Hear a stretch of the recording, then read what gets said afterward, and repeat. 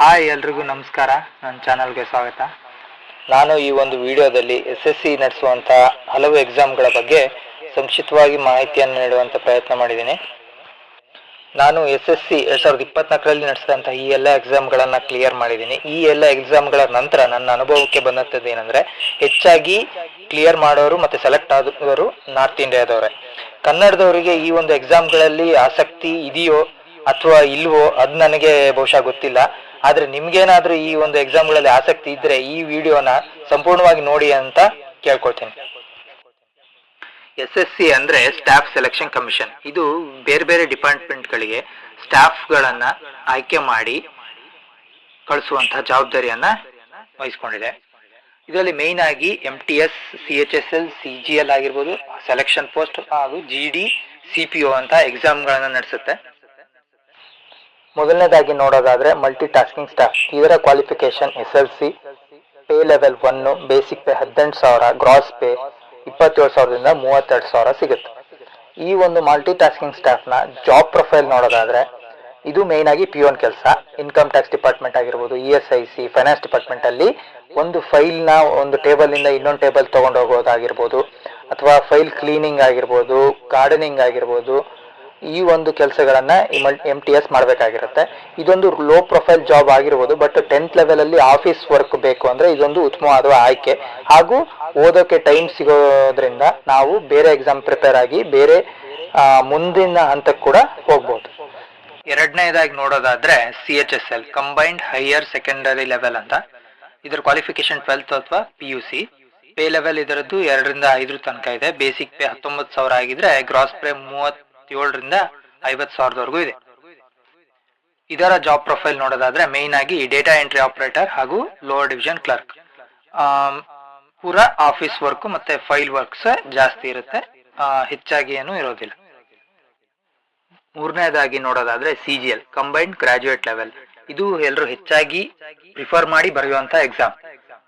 Qualification ಇರೋದು graduate ಆಗಿದ್ದು, pay level 4ರಿಂದ 7 ಹಾಗೂ ಬೇಸಿಕ್ ಪೇ 25ರಿಂದ 44 ಆದ್ರೆ ಗ್ರಾಸ್ ಪೇ 40ರಿಂದ 85.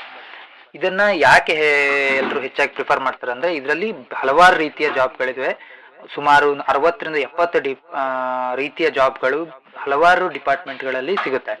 ಮತ್ತು ಹೈಯೆಸ್ಟ್ ಪೇ ಲೆವೆಲ್ ಅಂದ್ರೆ ಅಸಿಸ್ಟೆಂಟ್ ಸೆಕ್ಷನ್ ಆಫೀಸರು ಲೆವೆಲ್ 7 ಹಾಗೂ ಇನ್ಸ್ಪೆಕ್ಟರು, ಸಬ್ ಇನ್ಸ್ಪೆಕ್ಟರು, ಇವು ಹೆಚ್ಚು ಪೇ ಮಾಡುವಂತ ಜಾಬ್ಗಳು.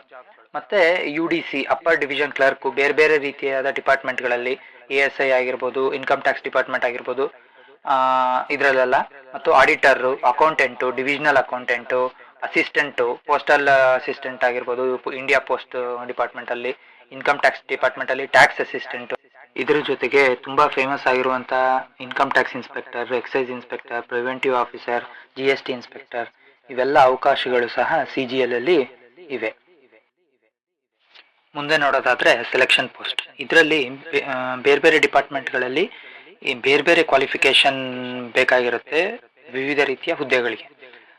ಲೈಕ್ BSc ಇನ್ ಕೆಮಿಸ್ಟ್ರಿ ಆಗಿರ್ಬೋದು, ಮ್ಯಾಥಮೆಟಿಕ್ಸ್ ಆಗಿರ್ಬೋದು, ಅಥವಾ ಆರ್ಕಿಯಾಲಜಿ ಆಗಿರ್ಬೋದು. ಈ ಥರ ಸ್ಪೆಸಿಫಿಕ್ ಆಗಿ ಕ್ವಾಲಿಫಿಕೇಶನ್ ಇರುವಂತಹ ಪೋಸ್ಟ್ಗಳನ್ನು ಈ ಒಂದು ಎಕ್ಸಾಮ್ ಮೂಲಕ ಫಿಲ್ ಮಾಡ್ತಾರೆ. ಹಾಗಾಗಿ ಈ ಒಂದು ಎಕ್ಸಾಮ್ನಲ್ಲಿ ಸ್ವಲ್ಪ ಕಾಂಪಿಟೇಷನ್ ಕಡಿಮೆ, ಯಾಕಂದ್ರೆ ಸ್ಪೆಸಿಫಿಕ್ ಕ್ವಾಲಿಫಿಕೇಶನ್ ಇರೋದ್ರಿಂದ. ನೆಕ್ಸ್ಟ್ ನೋಡೋದಾದ್ರೆ SSC GD. ಇದು ಕ್ವಾಲಿಫಿಕೇಶನ್ 10th ಅಥವಾ SLC, pay level 3, basic pay 21,000, gross 30ರಿಂದ 37.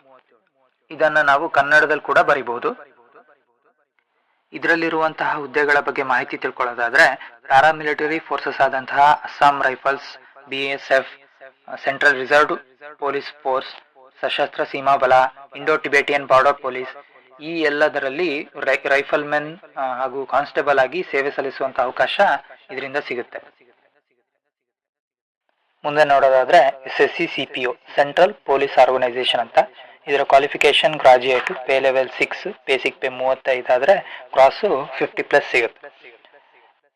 ಇದರ ಜಾಬ್ ಪ್ರೊಫೈಲ್ ನ ನೋಡೋದಾದ್ರೆ ಇದು ಮೇಯ್ನ್ ಆಗಿ ಸಬ್ ಇನ್ಸ್ಪೆಕ್ಟರ್ ಇನ್ ಟೆಲಿಪೊಲೀಸ್ ಹಾಗೂ CAPF, CISF ಅಂದ್ರೆ ಸೆಂಟ್ರಲ್ ಇಂಡಸ್ಟ್ರಿಯಲ್ ಸೆಕ್ಯೂರಿಟಿ ಫೋರ್ಸ್ ಅಂತ. ಹೆಸರೇ ಹೇಳುವಂತೆ ಇದು ಸೆಂಟ್ರಲ್ ಲೆವೆಲ್ ಅಲ್ಲಿ ಇರುವಂತಹ ಪೊಲೀಸ್ ಡಿಪಾರ್ಟ್ಮೆಂಟ್. ಇದರಲ್ಲಿ ಸಬ್ ಇನ್ಸ್ಪೆಕ್ಟರ್ ಆಗಿ ಸೇವೆ ಸಲ್ಲಿಸುವಂತ ಅವಕಾಶ ಇದರಿಂದ ಸಿಗುತ್ತೆ.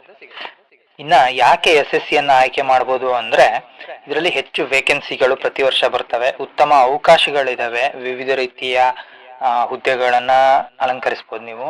ಹಾಗೂ ಪ್ರತಿ ವರ್ಷ ಈ ಒಂದು SSCಯಲ್ಲಿ ವೇಕೆನ್ಸಿನ ಬಿಡ್ತಾ ಇರ್ತಾರೆ, ಎಕ್ಸಾಮ್ಗಳನ್ನು ನಡೆಸ್ತಾ ಇರ್ತಾರೆ. ಹೆಚ್ಚಿನ ಕಾಂಪಿಟೇಷನ್ ಏನೋ ಇದೆ, ಆದರೆ ಉತ್ತಮ ರೀತಿಯಲ್ಲಿ ಪ್ರಿಪ್ರೇಷನ್ ಮಾಡಿಕೊಂಡ್ರೆ ನಾವು ಇದರಲ್ಲಿ ಸಫಲರಾಗಬಹುದು. ಇದಿಷ್ಟು SSC ಹಾಗೂ ಅದು ನಡೆಸುವಂತಹ ಬೇರೆ ಬೇರೆ ರೀತಿಯ ಎಕ್ಸಾಮ್ಗಳ ಬಗ್ಗೆ ಮಾಹಿತಿಯಾಗಿತ್ತು. ತುಂಬಾ ಸರಳವಾಗಿ ವಿವರಿಸುವಂತಹ ಪ್ರಯತ್ನವನ್ನ ಮಾಡಿದ್ದೇನೆ.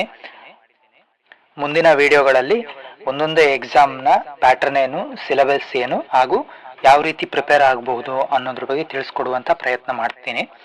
ನಿಮಗೆ ಈ ಒಂದು ವಿಷಯದಲ್ಲಿ ಆಸಕ್ತಿ ಇದ್ದರೆ ದಯವಿಟ್ಟು ಈ ಚಾನಲ್ನ ಸಬ್ಸ್ಕ್ರೈಬ್ ಮಾಡಿ ಹಾಗೂ ವಿಡಿಯೋವನ್ನು ಲೈಕ್ ಮಾಡಿ ಅಂತ ಕೇಳ್ಕೊಳ್ತೀನಿ. ಧನ್ಯವಾದಗಳು.